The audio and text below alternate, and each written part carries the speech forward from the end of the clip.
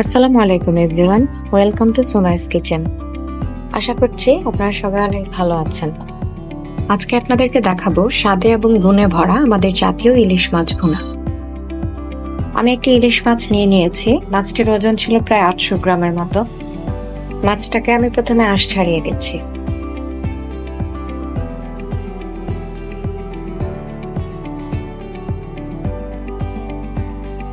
দুপাশ থেকে খুব ভালোভাবে আঁশ ছাড়িয়ে নিয়ে আমি মাছটাকে ধুয়ে পরিষ্কার করে নিয়েছি। এবার আমি মাছটাকে টুকরো করে কেটে নেব। মাছটা আমি কেটে নিয়েছি। আমি লেজ আর মাথা ছাড়া বাকি সবটা মাছই এখানে নিয়ে নিয়েছি। এবার মাছটাকে আমি ম্যারিনেট করে নেব। এখানে দিয়ে দিচ্ছি 1 চা চামচ পরিমাণ লবণ, দিচ্ছি 1/2 চা চামচ পরিমাণ হলুদ গুঁড়া, আর দিয়ে দিব 1/2 চা চামচ পরিমাণ মরিচের গুঁড়া। এগুলো দিয়ে আমি মাছটাকে খুব ভালোভাবে মেখে নিব। দুপাশ থেকে খুব ভালোভাবে মাছটাকে মাখিয়ে নিচ্ছি।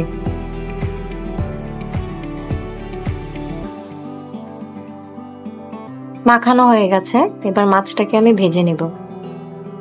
ভেজে নেওয়ার জন্য আমি একটা প্যান বসিয়ে নিয়েছি চুলায়, আর এর মধ্যে আমি প্রয়োজন অনুযায়ী তেল দিয়ে দিচ্ছি।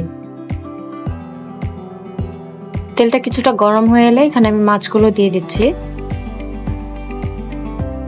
মাছগুলোকে আমি খুব কড়া করে ভাজবো না, খুব হালকাভাবে ভেজে নেব। এক পাশে 1 মিনিট করে দুপাশে 2 মিনিটের মধ্যে আমি মাছগুলোকে ভেজে ফেলবো। মিডিয়াম আঁচে আমি এক পাশ ভেজে নিয়েছি এবং মাছটাকে আমি উল্টে দিচ্ছি অন্য পাশটা ভেজে নেওয়ার জন্য।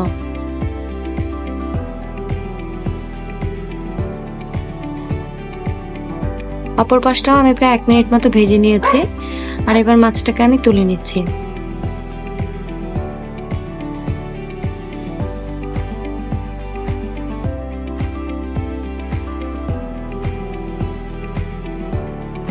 একইভাবে আমি বাকি যে মাছের টুকরোগুলো ছিল ওগুলিও ভেজে নিব।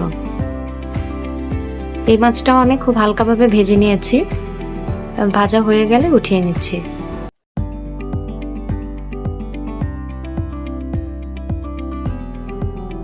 মাছ ভাজা হয়ে গেলে আমি এই তেলের মধ্যে দিয়ে দিচ্ছি পেঁয়াজ কুচি। এখানে আমি বড় সাইজের একটি পেঁয়াজ কুচি দিয়েছি। পেঁয়াজটাকে আমি কিছুক্ষণ নেড়েচেড়ে ভেজে নেব।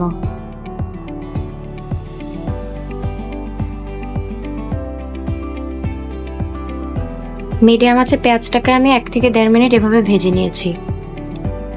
এবার এখানে আমি এই মিক্সচারটি অ্যাড করে নিব। এখানে আমি 5টি মিডিয়াম সাইজের পেঁয়াজ এবং অর্ধেক পরিমাণ টমেটো একসাথে করে ব্লেন্ড করে নিয়েছি। দিয়ে দেওয়ার পর এর মধ্যে আমি দিয়ে দিচ্ছি 1 চা চামচ পরিমাণ রসুন বাটা। এবার মিশ্রণটিকে নেড়েচেড়ে ভালোভাবে মিশিয়ে নিব।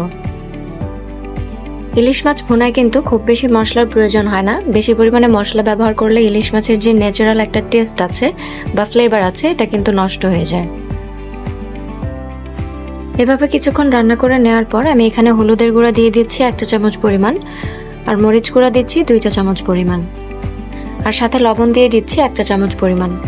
লবণটা আপনারা টেস্ট করে আপনাদের প্রেফারেন্স অনুযায়ী অ্যাড করে নেবেন। মিক্সচারটা আমি কিছুক্ষণ নেড়েচেড়ে নিচ্ছি। একটু নেড়েচেড়ে মিশিয়ে নেওয়ার পর এখানে আমি দিয়ে দিচ্ছি ধনিয়ার গুঁড়া 1 চা চামচ পরিমাণ, আর আমি এখানে জিরার গুঁড়া 1/2 চা চামচ পরিমাণ ইউজ করেছিলাম, যেটা স্কিপ হয়ে গেছে ভুলবশত। আপনারা এটা অবশ্যই অ্যাড করে নেবেন। মশলাটা কষে আসার পর আমি এখানে 1/2 কাপ পরিমাণ পানি দিয়ে দিচ্ছি। পানিটা দিয়ে মিডিয়াম আঁচে আমি আরো কিছুক্ষণ রান্না করে নেব।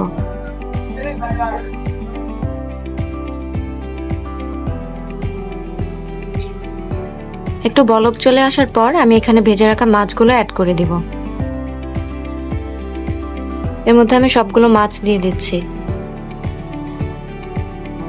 মাছগুলোকে এভাবে আমি ভালোভাবে মশলার মধ্যে ডুবিয়ে দিচ্ছি, যেন দুপাশেই ভালোভাবে মশলাটা অ্যাবজর্ব করে নিতে পারে।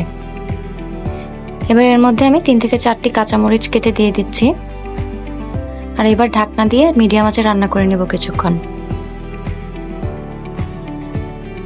5 থেকে 6 মিনিট পর আমি ঢাকনাটা উঠিয়ে একটু হালকাভাবে নেড়ে দিব। খুব হালকা হাতে সাবধানে নাড়তে হবে, মাছগুলো যেন ভেঙে না যায় সেদিকে অবশ্যই খেয়াল রাখবেন। এরপর আমি আবারও ঢাকনা দিয়ে কিছুক্ষণের জন্য ঢেকে দিচ্ছি। এভাবে ঢেকে আরো 3 থেকে 4 মিনিট আমি রান্না করে নিব। ঢাকনা উঠিয়ে নিচ্ছি। এখন তেলটা উপরে সুন্দর মতো ভেসে এসেছে আর আমার রান্নাটা কিন্তু প্রায় হয়ে গিয়েছে। এই অবস্থায় আমি চুলা বন্ধ করে মাছটা উঠিয়ে নিব। মাছটা আমি একটা সার্ভিং ডিশে সার্ভ করে নিয়েছি। দেখতেই পাচ্ছেন এটা দেখতে কতটা লোভনীয় লাগছে। এই রেসিপিটা রেডি করা কিন্তু খুবই সহজ এবং খুব অল্প সময়ের মধ্যে এটা তৈরি করে নেওয়া যায়। আশা করছি আমার আজকের রেসিপিটি আপনাদের ভালো লেগেছে। ভালো লাগলে চ্যানেলটি সাবস্ক্রাইব করে পাশে থাকবেন। আল্লাহ হাফেজ।